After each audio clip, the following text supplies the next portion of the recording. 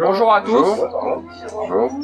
Donc nous sommes avec Jérém et Guillaume de la team Invictus, c'est ça? C'est ça. Donc écoutez les gars, est-ce que vous pouvez nous parler un peu de vous, déjà comment vous êtes arrivés dans l'airsoft? Ouais, moi je suis arrivé dans l'airsoft il y a de ça 2 ans et demi. Je suis passé principalement par l'airsoft dominical, donc immersif. Donc, au fur et à mesure j'ai amélioré mon équipement, etc. J'ai découvert la team Invictus via l'airsoft immersif, donc via la compétition qui s'appelle The Bank. J'ai été recruté du coup par l'Invictus et ensuite au fur et à mesure du temps j'ai découvert aussi le Splitsoft Ok. que je pratique beaucoup.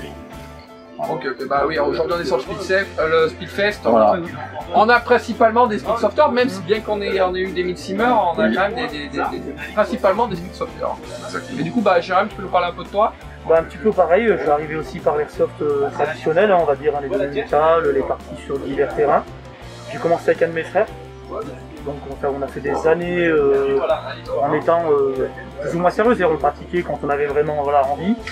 Et à un moment donné, on s'est dit on avait envie de fixer le truc, de monter une petite équipe avec des amis, on avait envie de faire plus. Et de là est né le projet Invictus. Ok, donc aujourd'hui Invictus c'est quoi? C'est une association, c'est une team? C'est devenu une association et ça a été longtemps une team. Ok. Du coup aujourd'hui donc on est sur le Speedfest. Hein. Donc, on va parler un peu du pratique du speed. Tu parlais de la compétition The Bank, donc je pense que vous avez fait quand même quelques tournois. Oui. Aujourd'hui vous en êtes tout dans, on va dire par rapport à vos résultats, 2 peut-être les qualifs à venir, si vous voulez dire 2 mots. Et là on est donc The Bank c'est la première compétition qu'on a faite en sportif, parce qu'on fait du speed, aussi des compétitions un peu comme ça immersives. On se considère et on l'est encore comme une équipe multipratique. On peut voir des Invictus en forêt certains dimanches, on peut voir des Invictus sur du speed, on peut voir vraiment multipratique. On défend vraiment l'airsoft dans sa globalité avec une attache particulière pour le speed en raison de notre présence aujourd'hui, puis des contacts qui sont noués avec le temps. Et concernant donc la compétition The Bank, on est tenant du titre actuellement. Donc suite au titre qu'on a remporté en 2019, on aurait dû faire le mondial Battle Arena, parce qu'à l'époque The Bank débouchait sur Battle Arena. Aujourd'hui non, c'est plus le cas aujourd'hui, ça a modifié. Et on n'a pas pu le faire à cause de la pandémie. Ça a été retardé 1 fois, 2 fois, 3 fois, donc aujourd'hui, je sais pas si ça se fera au vu des conditions sanitaires actuelles. L'année dernière, en 2020, on a pu défendre notre titre en Rhône-Alpes, quart sud-est qu'on a remporté également. On devait jouer en Bretagne, pandémie oblige, ça n'a pas pu se faire aussi. Et du coup, on devait défendre notre titre cette année en finale, mais malheureusement, par rapport à un décalage de date, comme je viens de dire, on est multipratique, donc on est multidate. On ne pourra pas envoyer. Il y a une modification de date qui fait qu'on ne pourra pas envoyer nos équipes malheureusement. Vous n'avez pas trop eu le choix dans la date, quoi, si on peut dire ça. Ouais, du coup, on ne peut pas envoyer malheureusement. Par mon club, moi je suis en Auvergne-Rhône-Alpes aussi, je suis président de club en Auvergne-Rhône-Alpes. Je peux voir que vous avez contacté, du coup c'est par rapport à un tournoi, c'est ça? Tu lances un tournoi Alors il y a une compétition qui voit le jour, c'est le Super 8. Ouais. Après on n'est pas seul, c'est pas le Super 8, c'est pas une compétition by Invictus, c'est pas mal de personnes entre elles qui veulent se retrouver sur cette atmosphère de compétition, qui veulent essayer aussi sans prétention mais avec la rigueur, la rigueur qu'on pourra mettre. Ça veut dire que du sur coup, cette formule-là de jeu.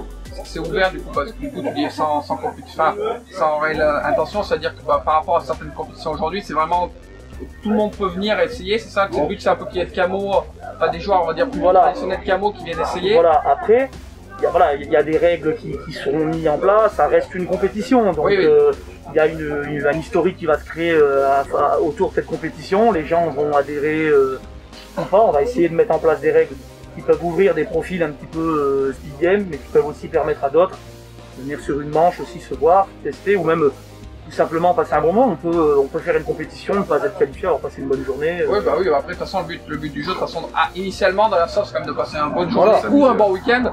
Donc si on arrive à le retrouver sur l'aspect compétitif aussi, c'est plutôt pas mal. Il y a pas mal de monde dans l'aventure, l'aventure Super Vite, ça commence à être pas mal de monde. Oui, parce que j'ai cru comprendre qu'au début c'était Auvergne-Rhône-Alpes, Isle Alpin, quart sud-est, et aujourd'hui ça a un peu marché un peu partout. Comme ça a eu un peu d'influence. En fait, on n'a pas contrôlé le truc en fait. on n'a pas contrôlé le truc. En fait, c'était avec deux teams amis qui en jouent souvent, qui sont le 7 Yamata et les AWL. On voulait donc partir sur un championnat à Rhône-Alpes et en fait, on n'a pas contrôlé le truc. On a eu beaucoup de demandes. Le fait qu'au niveau du speed, on rencontre des équipes un peu partout dans la France. Il y a plein de gens qui ont dit ah, c'est bien, etc. Donc et du coup, on a trouvé des relais, des terrains un peu de partout. Et de là, du coup, on s'est dit bon, pourquoi pas faire un Super 8 France pour avoir une représentativité au niveau national et en faire pas forcément le championnat national, mais un championnat sur une variante. Exactement, sur voilà. une variante proposée. Exactement, un championnat national parmi tant d'autres, mais en tout cas un championnat national. Ok. Du coup, on peut dire que tu es quand même un innovateur ou enfin un novateur dans le Speedsoft, parce que j'ai pu comprendre hier, on a pu interviewer donc JP qui nous a dit que Double Impact, c'est un peu lui et toi aussi. Oui, il y a Double Impact aussi, oui. Donc Double Impact, compétition, pour rappel, compétition 2 contre 2 sur terrain. Donc au final, on va dire que s'il faut prendre des bonnes idées de Speedsoft, on descend vers Grenoble et... Ouais, on essaye, on est joueur avant tout, donc on a cette chance aujourd'hui de pouvoir mettre en place des choses, les créer. Comment ce sera à l'avenir, on ne sait pas. En tout cas, on peut créer des compétitions aujourd'hui, on peut mettre en place des choses. On essaye de se retrouver aussi dedans, faire du réseau, ça reste le plus important, c'est de faire du réseau, de bien s'entendre les uns avec les autres. Ok, après, pareil, de toute façon aujourd'hui on dit que les speeders restent entre eux, si on peut dire, sauf que vous êtes la team opposée, puisque, je vois en tout cas sur Romain Nordal, puisque je suis quand même un peu les événements, vous organisez aussi sur Warland. Oui. Donc ça prouve bien quand même qu'il y a quand même, c'est pas les speedos dans leur coin et... Non, on a du monde, hein. Je vais laisser Guillaume, parce que Guillaume c'est la personne qu'on a mis en place à l'organisation à Warland, avec tout le succès qu'on lui connaît. Après, c'est vrai que du coup, la team Litus, c'est au-delà d'être des compétiteurs, d'être des sportifs, etc. On est avant tout, comme l'a dit Jérémy, une grosse team d'amis. Et on a, grâce aux organisations Warland, donc avec l'affiliation du magasin Warland sur Buff, donc au CQB ici à Saint-Jean-de-Warland, voilà, on a pu récupérer ce terrain, commencer à organiser. De là, de nouvelles amitiés sont nées. Donc, comme je disais, avec la 7e ATA, avec les AWL, on a pu rencontrer aussi plein de teams comme la DDC, plein d'autres teams, la BRX69. Il y a quand même. Il y a beaucoup de. Il y a un concentré assez important d'associations il y a plein de en Rhône-Alpes. Il y a plein de belles personnes. Donc, du coup, via ces organisations-là, on a pris un petit peu la décision en interne de vraiment rester, je sais pas comment dire, mais d'avoir toujours un pied dans l'immersif pour pouvoir représenter vraiment ces deux facettes de l'airsoft, que sont le côté sportif et le côté loisir. Je pense que c'est important, il faut garder les deux. Et bien aujourd'hui, les gens ont peur que l'airsoft devienne sportif et que la partie loisir soit complètement... Oui, non, c'est vraiment pas ce qu'on recherche, parce que je pense qu'avant tout, l'airsoft est né d'un loisir, né d'une passion.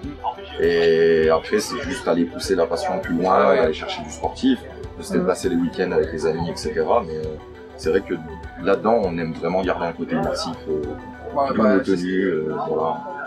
Ok, écoutez, peut-être au plaisir de se croiser du coup en Auvergne-Rhône-Alpes sur un événement. Oui, donc ça peut être événement du coup à Warland. Je suppose que vous avez peut-être un terrain de speed aussi.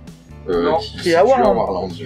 Voilà, grâce à Pierrick, donc le gérant de Warland, on a pu mettre en place un terrain speed. Donc en gros, on se dit référence speed Grenoble, on part chez vous, Warland. Ouais, d'après JP et Patrick, il faut croire. Écoutez, il faudra peut-être qu'un jour je passe à ça, donc on va peut-être pas se croiser. Et puis voilà. Avec plaisir. Bon, écoutez, merci les gars, puis je vous laisse aller jouer parce que je crois que vous êtes un peu attendus. Donc, Merci. Passez une bonne journée. Merci.